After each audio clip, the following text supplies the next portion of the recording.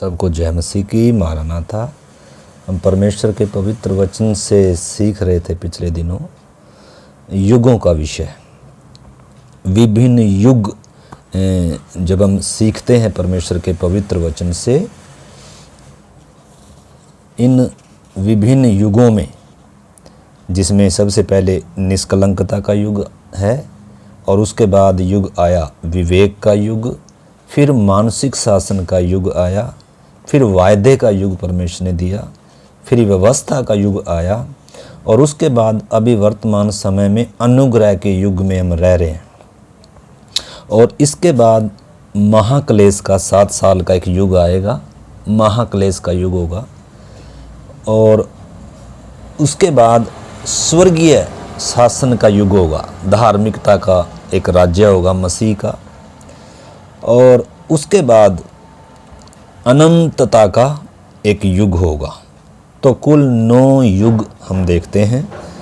तो फिलहाल हम छठे युग तक इसको देखेंगे, क्योंकि छठे युग तक ही हमारा क्या है असल में जानने का ज़रूरी है, जिस युग में हम रह रहे हैं। अगर इस छठे युग को हमने समझना है तो पिछले युगों पर भी जब हम ध्यान करते हैं, क्योंकि इन विभिन्न युगों में परमेश्वर ने अपने इच्छा को, अपने उद्देश्यों को थोड़ा थोड़ा कर कर प्रकट किया। क्योंकि एकदम इंसान परमेश्वर की इच्छा, योजना और अपने बनाए जाने को और अपनी जीवन की कीमत को समझ नहीं सकता है।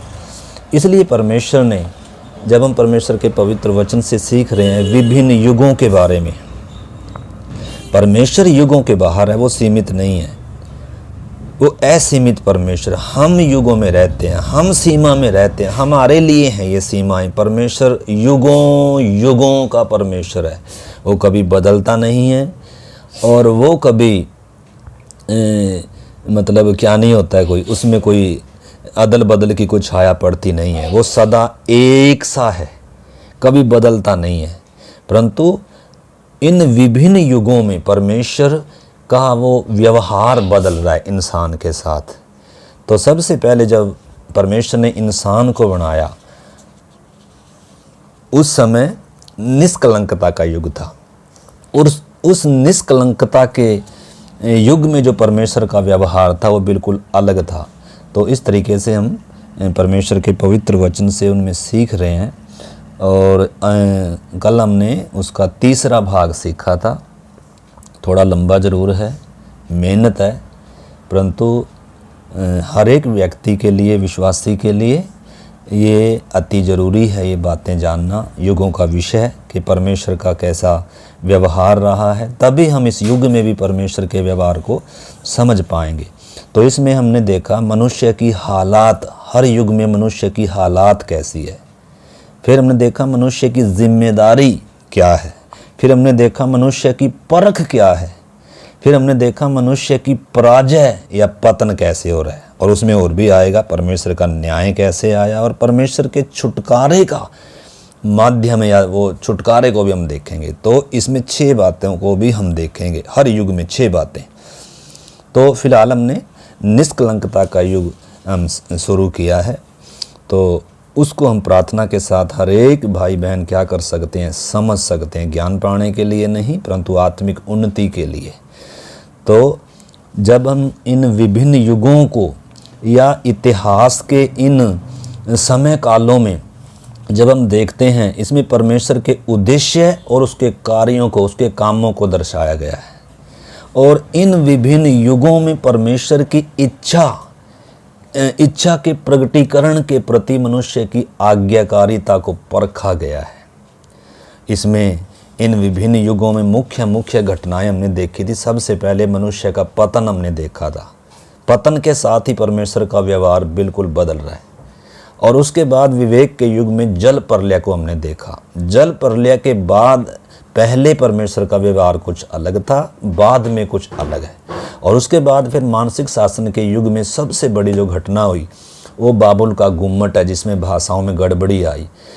तो बाबुल के गुम्मट के पहले परमेश्वर का व्यवहार अलग था और उसके बाद बिल्कुल भिन्न है। और उसके बाद फिर परमेश्वर ने बाबुल के गुम्मट के बाद मनुष्य को जब पृथ्वी पर फैला दिया, फिर अब्राहम को परमेश्वर ने बुलाया, जहाँ से वायदे के युग की शुरुआत है। अब परमेश्वर का व्यवहार पहले के मुकाबले भिन्न है।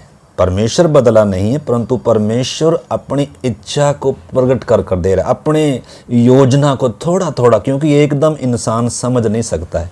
जैसे छोटा बच्चा बीए के, 10वीं के या बड़ी ऊंची क्लास के उन क्वेश्चनों को, प्रश्नों को, उत्तरों को समझ नहीं सकता, उन बातों को समझ नहीं सकता है।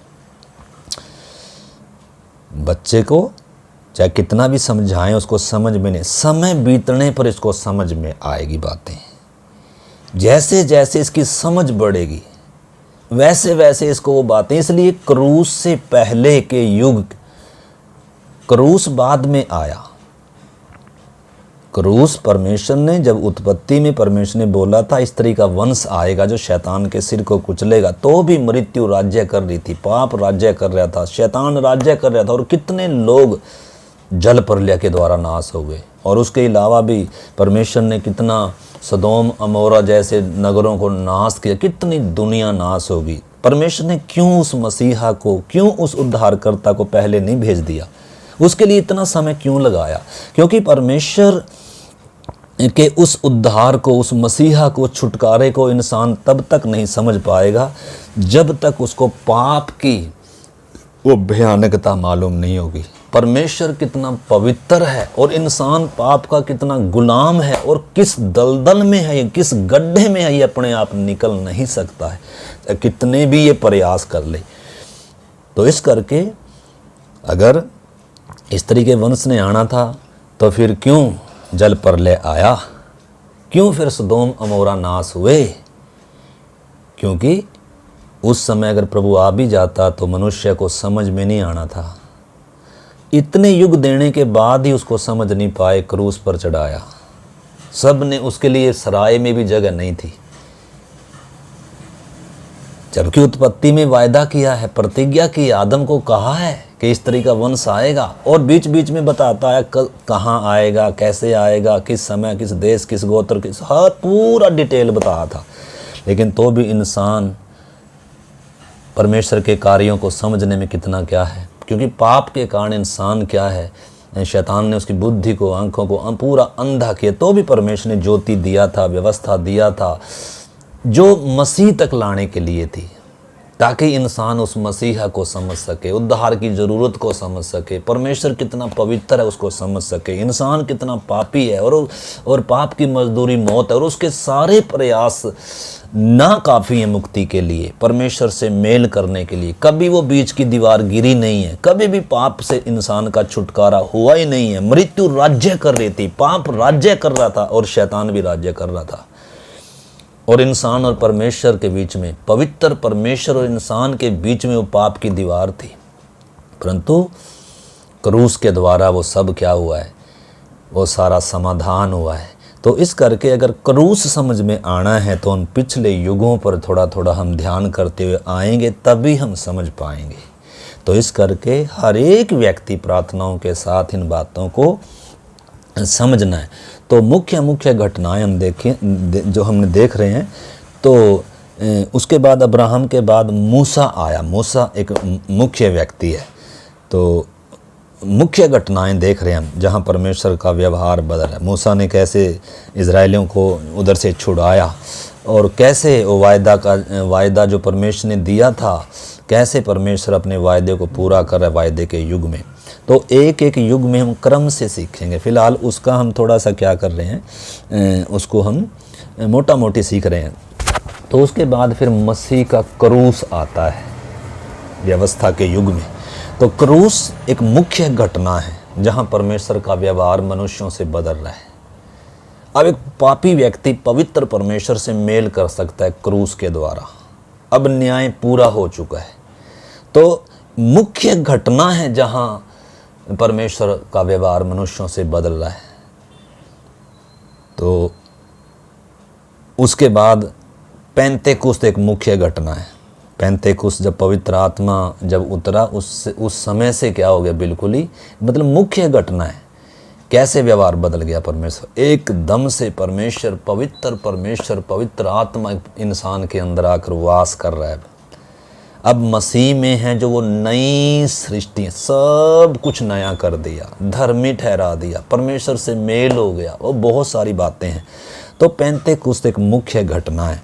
तो पेंतेकुस्त के पहले, पेंतेकुस्त के बाद बहुत बड़ा अंतर है। उसके बाद एक मुख्य घटना अभी जो घटेगी वो है गुप्त आगमन, यीशु का गुप्त आगमन होगा। और इस घटना के बाद और पहले में ज़मीन और आसमान का अंतर है। परमेश्वर का व्यवहार बिल्कुल बदल जाएगा, महाक्लेश शुरू हो जाएगा, उद्धार का दरवाज़ा बंद हो जाएगा। इसलिए मुख्य मुख्य घटनाएं हैं, इस चीज़ को हमने समझना है। तो उसके बाद यीशु का दूसरा आगमन होगा। दूसरा आगमन का मतलब प्रभु यीशु मसीह जब दूसरा आगमन देखते देखते जब आएगा, उसके बाद बिल्कुल ही दुनिया की हालात बदल जाएंगे, परमेश्वर का व्यवहार बदल जाए। लोहे के डंडे से प्रभु यीशु मसीह जगत पर राज्य करेगा और एक ही नाम लिया जाएगा, हर जीभ अंगीकार करेगी और हर घुटना टिकेगा, और किसी का नाम धरती पर दुनिया पर नहीं होगा। तो ये मुख्य मुख्य घटनाएं हैं जिसमें हम परमेश्वर के व्यवहार को बदलते देखते हैं। तो इन हरेक युगों में परमेश्वर ने मनुष्यों से कैसे व्यवहार किया और कैसे अपने कार्यों, अपनी इच्छाओं को प्रकट किया, और कैसे परमेश्वर की इच्छा के प्रति मनुष्य की वफादारी को और आज्ञाकारिता को परखा जा रहा है। तो हमने शुरू किया था जब उसमें देखा, हमने विवेक का युग देखा, निष्कलंकता का युग हमने देखा। उसमें हमने देखा निष्कलंकता के युग में कि मनुष्य की हालात क्या है, उसमें हमने देखा।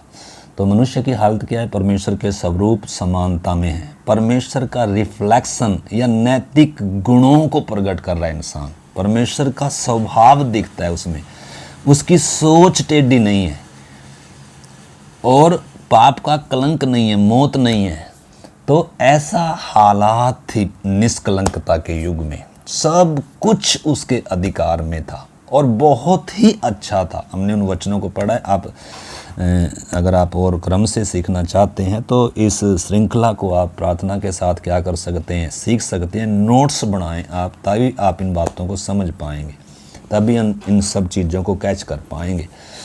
तो मनुष्य का हालत मतलब किसी बात में उनका विवेक उनको दोष नहीं देता था, निष्कलंक थे, कोई दाग कोई धब्बा नहीं था, छिपाने के लिए कुछ नहीं था। परंतु जैसे ही पाप आया विवेक दोष देने लग गया, बीच में पर्दा आ गया। न केवल परमेश्वर और मनुष्य के बीच में पर्दा आ गया, पाप की दीवार आ गई, संबंध टूट गया। और उसके बाद हम देखेंगे उसमें ज्वाला में तलवार बीच में आ गई, करूब आ गए। अब जीवन के वृक्ष के पास आ नहीं सकता पापी आदम, अब वाटिका के बाहर जाना है, परमेश्वर की संगति में अब ये रह नहीं सकता। तो हम उसमें क्रम से जब हम देखेंगे या समझेंगे हर एक व्यक्ति प्रार्थनाओं के साथ, तो इस चीज़ को हमने समझना है। अगर हमारा विवेक हमें दोष देता है तो हम परमेश्वर की उपस्थिति में, आराधना में, प्रार्थना में कभी क्या नहीं लगेगा, मन नहीं लगेगा। वो चीज़ें उस तरीके से भी हमने उन बातों को समझना है हर युग में। तो आगे हम उसमें देखा कि मनुष्य की हालात देखने के बाद और फिर हम देख रहे हैं कि परमेश्वर ने जिम्मेदारी भी दिया है, जिम्मेदारी दिया है, देखभाल करने की जिम्मेदारी है। खा पीकर सोना नहीं है उसने, बल्कि एक छोटी वाटिका दिया है और उसमें उसको जिम्मेदार ठहराया है। सुस्त और लापरवाह और गैर जिम्मेदार अगर होगा तो इसी का नुकसान होगा। तो इस करके परमेश्वर शुरू से ही इंसान की सृष्टि को के समय से ही बता रहा है कि इंसान की सृष्टि बहुत महत्वपूर्ण है, गंभीर है। लापरवाही से चलने के लिए, खा पीकर सिर्फ सोने के लिए नहीं है, बल्कि जिम्मेदारी है। आपको परमेश्वर ने कुछ सौंपा है। इस करके अब भी हम क्या नहीं, किसी भी युग में मतलब लापरवाही से चल नहीं सकते हैं। सुस्ती लापरवाही से, गैर जिम्मेदारी दाराना तरीके से हम क्या नहीं कर सकते, चल नहीं सकते। उसमें खतरा है, मौत है, क्योंकि जीवन बहुत गंभीर है। निर्णय लेने हैं, कुछ जिम्मेदारी दी है परमेश्वर ने कुछ। तो मनुष्य की जब जिम्मेदारी देखी, उसमें हमने देखा कि अपनी जिम्मेदारी में कैसे क्या हो गया, वो फेल हो गया। फिर हमने देखा मनुष्य की परख में कैसे क्या हो गया, वो गिर गया। कैसे शैतान ने उसको क्या किया, परीक्षा में गिराया। कैसे गिरा परीक्षा में,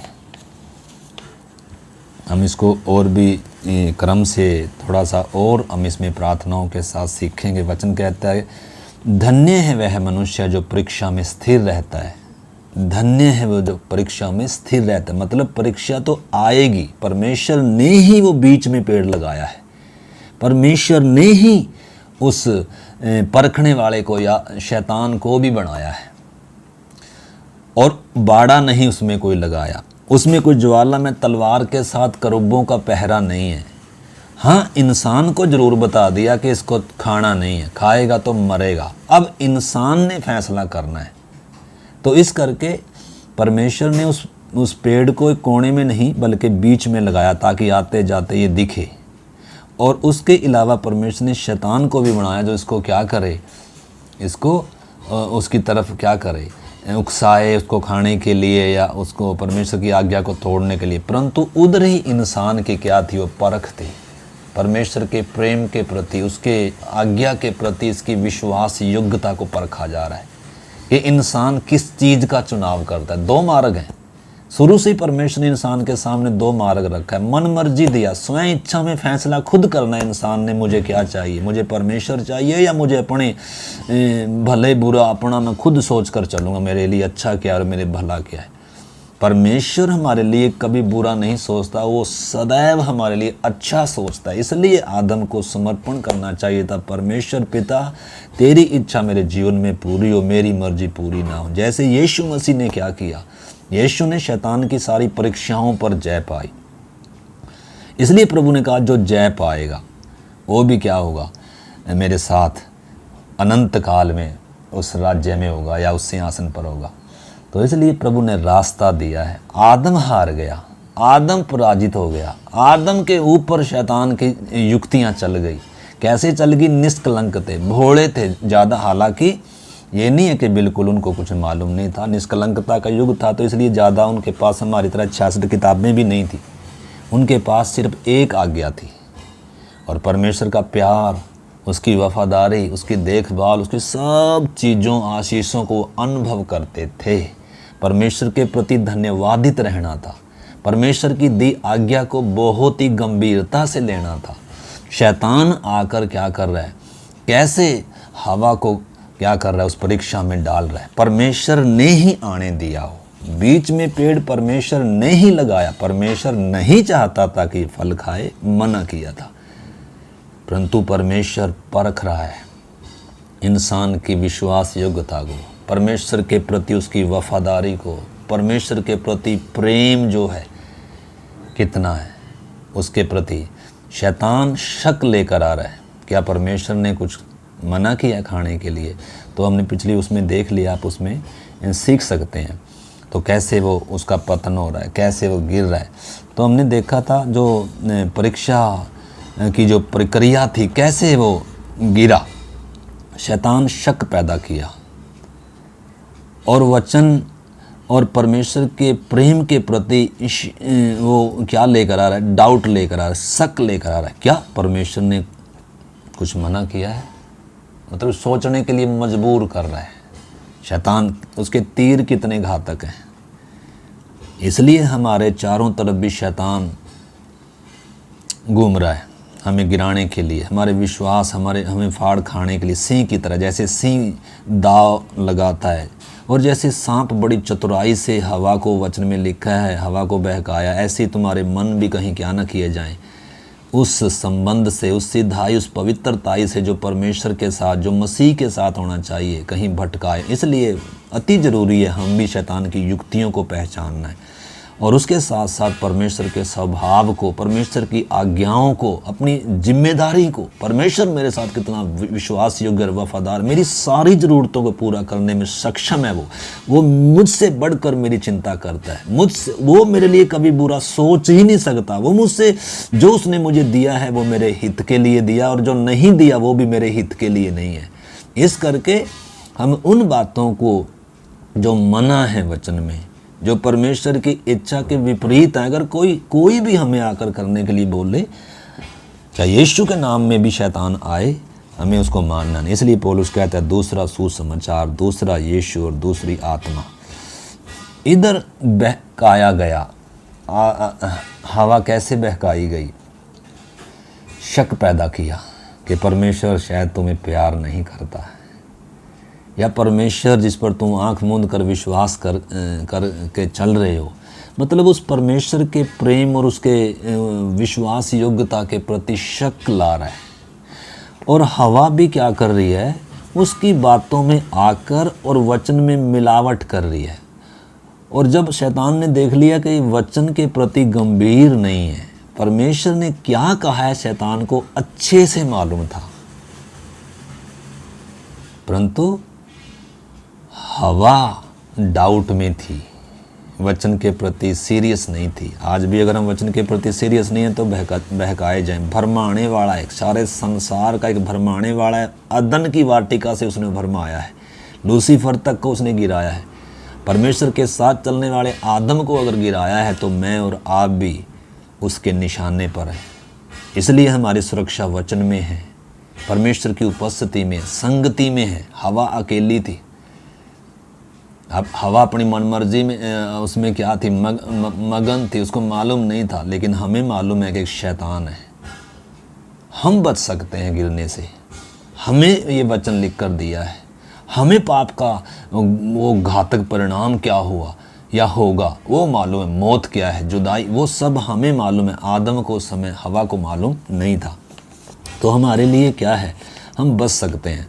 तो इस करके हमने देखा हवा ने क्या किया, जैसे ही मिलावट किया तुरंत शैतान ने परमेश्वर के वचन को खंडन किया। अब तुम निश्चय नहीं मरोगे, मैं गारंटी देता हूँ तुम नहीं मरोगे, यानी कि वचन को खंडन कर रहा है। और उसी समय हवा क्या हो गई, बैग गई। तो इसमें हमने कुछ मुख्य बातें देखी थी कि अपने पास से, हवा की गलती क्या थी, अपने पास से वचन में कुछ जोड़ दिया और कुछ घटा भी दिया, और कुछ घुमा फिरा कर उन वचनों को तोड़ मरोड़ कर पेश कर रही है। जो वचन में क्या है, मना है। आज भी 66 किताबों में न तो हम जोड़ सकते हैं न कुछ घटा सकते हैं।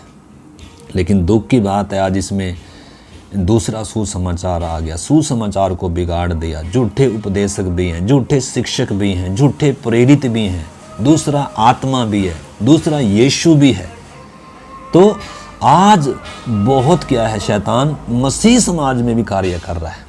तो हमने समझना है, अगर वचन मालूम नहीं है, अगर हम इन बातों को नहीं समझेंगे तो हम भी उसके चुंगल में आएंगे।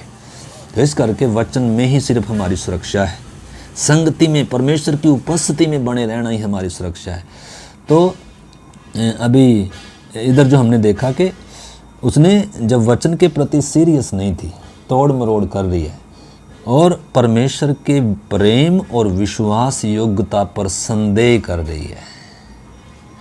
और अगली बात, पांचवी बात, शैतान की सलाह को मानकर उसने क्या कर लिया, वही किया जो नहीं करना था, जो फल नहीं तोड़ना था, खाना था, वही किया। और फिर हमने देखा, या अभी हम देखेंगे आगे, अगले एतवार को भी अब जब इसको सीखेंगे उसमें और कुछ इसमें बातों को हम सीखेंगे। प्रार्थनाओं के साथ आप इसको सीखना, ये बहुत आत्मिक उन्नति और लाभ का कारण बन सकती है। बहुत सारी परीक्षाओं में हम गिरने से बच सकते हैं, पाप में गिरने से बच सकते हैं, बहुत सारी परीक्षाओं में स्थिर रह सकते हैं हम, अगर हम परमेश्वर के वचन को, शैतान की युक्तियों को, परमेश्वर की इच्छा को समझेंगे तो। इसलिए तो पौलुस कहता है, पौलुस की एक ही चिंता है, इसलिए विश्वासियों को वचन सिखा रहा है दिन रात, इसलिए बार बार कह रहा है मैंने तुम्हें बहुत सारा सिखाना चाह रहा हूँ परंतु अभी तुम दूध ही पी रहे हो। तो इस करके हर एक विश्वासी को एक ऊंची बुलाहट से बुलाया गया है परमेश्वर के साथ चलने के लिए। लेकिन शैतान कोशिश करेगा आपको संगति से अलग करे, पाप के द्वारा परमेश्वर से संबंध आपका तोड़े और फिर आपके ऊपर राज्य करे। तो इस करके हमने इन वचनों को बहुत ही प्रार्थनाओं के साथ, भूख और प्यास के साथ, समय निकाल कर, नींद कम कर कर हमने इनको सीखना है, नोट्स बनाएं इनके, दूसरों को भी बताएं।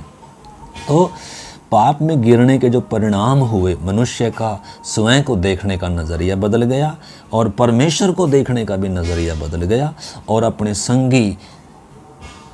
संगी साथ वाले को देखने का भी नज़रिया बदल गया। पहले में और अब में ज़मीन और आसमान का अंतर आ चुका है, बीच में पर्दा आ चुका है, संबंध टूट चुका है, वो अब हम आगे देखेंगे। तो ये कुछ मुख्य बातें मैंने बताई हैं जो हमने एतवार को सीखा था। उसमें मैंने ये मुख्य बातें, वचन नहीं इसमें पढ़ा, इसमें सिर्फ वो मुख्य बातें बताई हैं ताकि जो कोई सुनना चाहता है वो क्रम से उस बात को सीख सकते हैं। जय मसीह की।